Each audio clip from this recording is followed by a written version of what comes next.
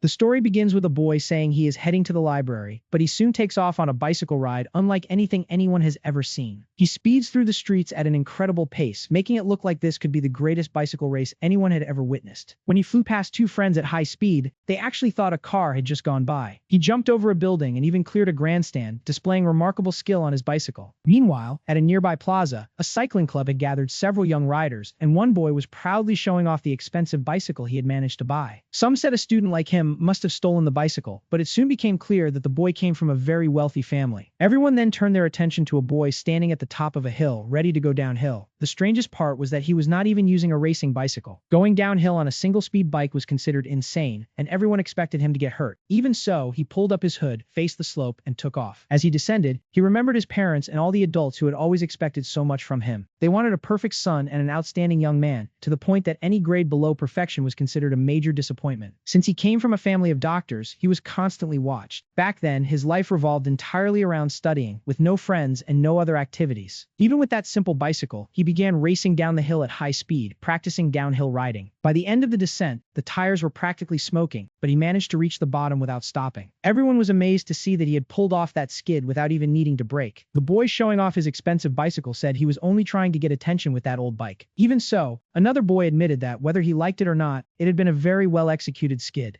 Lee Junsu, a third-year student at Taiyang School, remarked that the boy also attended the same school as them. In fact, he was the student council president. Yumi Wu, however, had no idea where that boy was heading. He also did not care in the slightest who held the student council presidency. Still, he thought he should at least greet him. The next morning at Taiyang High School, things continued as usual. While the teacher had yet to arrive in the classroom, everyone took the opportunity to chat with one another. Despite all the conversation around him, the boy who was student council president remained focused on his studies. A girl watched the president from a distance, perhaps intrigued by his intense concentration and the way he remained so focused. Her friend appeared and asked whether she was worried about the upcoming test. She also mentioned that she must be busy with the council and wondered if the president treated her well. She calmly replied that he did, saying that he was a normal person. Her friend pressed further, asking if she was sure he never did anything strange. The girl assured her that there was nothing wrong with him. Even so, she remarked that the nerd was quite peculiar. He took his grades far too seriously and seemed to do only one thing in life: study. Working alongside him on the council must have been exhausting. She disagreed, saying that Jaehyun was not like that. According to her, he simply had trouble expressing himself and was not nearly as bad as her friend imagined. Just as her friend seemed ready to ask whether she liked the president, someone appeared and interrupted their conversation. It was Minwoo, the cool and handsome boy who usually caught the attention of nearly every girl. At least almost every girl, since those two showed absolutely no interest in him. The two of them were precisely the exception among the girls who liked Minwoo. Minwoo even took the opportunity to tease her, asking whether she had not come to school to visit her grandmother. He then warned her not to start irritating him so early in the morning, using a rather offensive insult. Yuna became so irritated that she nearly lunged at him, ready to settle the argument in a much more aggressive way. Meanwhile, Kang Hanam, a second-year student, was also in love with Yuna and made no effort to hide his interest in her. He said that whenever Yuna got like that, she somehow looked even more beautiful to him. Minwoo said he could not believe he was that girl's brother and suggested simply ignoring her. Yuna replied that at home, he would have to face her. Despite the teasing, Minwoo was far more interested in the boy who remained completely absorbed in his studies. When he finally approached him, however, he was met with complete indifference and could not get even a single response. Minwoo slapped the boy's desk and asked whether he liked riding bicycles. He then praised the downhill run he had done, saying that watching him slide all the way down that steep hill had left everyone impressed. Minwoo would never have imagined that the cyclist was someone from the same school, much less the student council president himself. So he decided to seize the opportunity and invite him to join his team. Once again, however, the boy simply ignored Minwoo and remained focused on what he was doing. Irritated, Minwoo complained that he could at least pretend he was talking to someone. Seeing the situation, Yunha asked when the two had become so close. It was an unexpected combination, and no one knew what they could possibly have in common. The president simply replied that the matter was none of her concern, and, if she was finished, asked her to stop distracting him from his studies. Minwoo said fine and walked away, complaining that the nerd's attitude was extremely irritating. Even so, Minwoo's words affected Jaehyun, because he had always been deeply passionate about riding bicycles. On Jaehyun's 13th birthday, his uncle gave him a bicycle as a present. It was a very special model that had already become part of his life before he ever became a professional cyclist. His uncle only wanted Jaehyun to take good care of the bicycle. Studying at home was important, but he also wanted the boy to have a life beyond his books. The idea was for Jaehyun to have time to enjoy himself as well. Once he became better at riding, the two of them could even travel together on their bicycles. bicycles. Meanwhile, Yuna left school dissatisfied, feeling that her routine amounted to studying, taking tests, and moving forward without experiencing anything else. She felt she was not making friends, finding romance, or creating good memories. Her friend tried to cheer her up, telling her not to think so pessimistically because they would soon have memorable experiences. That was when Kang approached her and invited her to watch a movie. He startled Yunha so badly that she reacted on instinct and struck him in the stomach, leaving the boy in considerable pain. Even after that, Kang only became more interested in her and continued following her around. When it was finally time for Jaehyun to leave, he was approached once again by someone who wanted to talk to him. Minwoo appeared once more, insisting on teasing him. He said he had waited until after study time to look for him and asked again whether he really did not want to join his team. He also told him that there would be a bicycle race against a member of the team that night and invited him to watch if he was interested. Jaehyun passed by him, telling him to go have fun with his buddies and leave him alone. Minwoo, however, said that a boy from his class had been making fun of Jaehyun's bicycle, calling it a rusty old wreck. To him, it did not matter whether the boy showed up or not. What really bothered him was seeing people believe that only a bicycle's specifications mattered. Apparently, Jaehyun had been riding that bike for quite some time. He would love to see his friend's reaction after beating him in a race, so he set the meeting for that night at Green Park without forcing anyone to come. Later, at Green Park, there were children playing, parents watching over their kids, and above all, plenty of teenagers riding bicycles. That place was also considered Zeph Group's territory. Junsu walked up to Minwoo and pressed a cold can against his face. Then he asked whether the boy would really show up. From the way things looked, probably not. Minwoo replied that if he did not come, so be it, he had already done his part. Junsu remarked that Minwoo seemed to have become obsessed with Jaehyun. Minwoo denied being obsessed. He simply thought Jaehyun would be a good person to recruit, nothing more. After all, controlling a bicycle like that suggested that he had probably been training alone for quite a long time. And riding with other people was much more fun than doing it alone. Everyone knew that. Then another cocky boy approached, asking whether that so-called president was not taking too long. Minwoo replied that if he was so impatient, he could warm up by racing against him. Before anyone could answer, the council president finally arrived. By now, he was also known as the Downhill Boy. Minwoo laughed and said he really wanted to race against Taijin's carbon bike, but that would have to wait for another time. Everyone around them was curious about Jaehyun. Minwoo rarely invited anyone like that, and the boy had also put on that impressive downhill performance. During the greetings, even Taijin tried to talk to him. Jaehyun, however, simply ignored him. Minwoo said he had thought Jaehyun would not show up. Jaehyun merely replied that he did not want to waste time and preferred to get straight to the point. Minwoo asked them to explain the details. Junsu then introduced himself and said there were now 3 members from Taeyang School. Jaehyun also introduced himself politely at that moment. After all, he treated people with respect when they did the same. Junsu handed him the map and explained the rules. They were quite simple, a one-on-one race. They would start from the park and follow the marked route. Whoever returned first would win. The course went along a path. Jaehyun probably already knew the area, so a brief explanation would be enough. In case of an emergency, there was a security guard stationed at the corner. They only needed to follow the marked route without leaving the course. Minwoo explained that Jaehyun would be racing the boy standing there, the one who had been bragging about his bicycle. Jaehyun agreed, but demanded that after tonight's race, they stop bothering him. Minwoo accepted without any problem. Junsu handed him a helmet, since safety came first. Minwoo noticed that Jaehyun had removed the brakes to reduce the bicycle's weight. With the bike lighter, he would have an advantage at the start. Shortly afterward, when it was time to start, everyone remarked that Taijin's bicycle would surely leave the other boys behind. It was quite a flashy debut for Taijin's carbon bike. He himself claimed that it would be difficult for Jaehyun to beat him with that old bicycle. Minwoo told him to stop talking and focus on the race. Junsu strapped his phone to his helmet, improvising a sort of GoPro to follow the two of them and record the entire race. The race would begin the moment the chainring touched the ground. As soon as the first metallic sound echoed, the two of them took off together, but Taijin quickly pulled ahead on his bicycle. Junsu explained that Taijin had gained an advantage at the start because carbon was so light. However, the real race would begin once they both found their pedaling rhythm. A strong start did not guarantee victory. Junsu also sped up to keep up with them and avoid missing a moment of the recording. Taijin continued taunting him as he pedaled, even turning his head backward and telling his opponent that he would never win with that bicycle. He had better get used to being left behind. Jaehyun did not respond and kept all his attention on the race. Right behind Taijin, he took the turn perfectly, making his rival uneasy. If he did not speed up, he would quickly be caught. As they passed through a section filled with cones, Taijin deliberately knocked one toward Jaehyun, but Jaehyun avoided the obstacle with astonishing ease. The problem was that the maneuver sent him directly into the path of a parked car. With no other choice, he had to perform a quick maneuver to get past the obstacle. The maneuver was so impressive that even Taijin was completely stunned. Jaehyun simply regained his pace and continued the race without difficulty. Junsu remarked that it had been a close call and then told Taijin to stop with those dangerous provocations. Taijin pretended to agree, saying his foot had probably slipped. Then he commented that Jaehyun was even bolder than he had imagined. imagined. Junsu thought that at this rate, the reckless Taijin would eventually cause a serious accident one day. At the same time, he realized how skilled Jaehyun was. The 360-degree maneuver he had just performed was unbelievable. Junsu regretted that the others had not seen it, but fortunately, he had recorded everything. Once the path was clear, Jaehyun accelerated and finally matched Taijin's speed. A sharp turn was coming up ahead, clearly marked by the security guard. Taijin had some difficulty getting around it, and Jaehyun did not have an easy time either. In fact, it was even more difficult for Jaehyun, especially because his bicycle had no brakes. He had to pull off a drift and ended up taking the lead. Junsu never imagined that he could pull off that drift to overtake him. He could not even understand how that boy had learned to ride a bicycle like that. Still riding that single-speed bicycle as if it were part of his own body. Taijin was right behind him, swallowing dust and thinking that he had to overtake that boy somehow. He could not believe his carbon bike was struggling against such a simple bicycle. Farther ahead,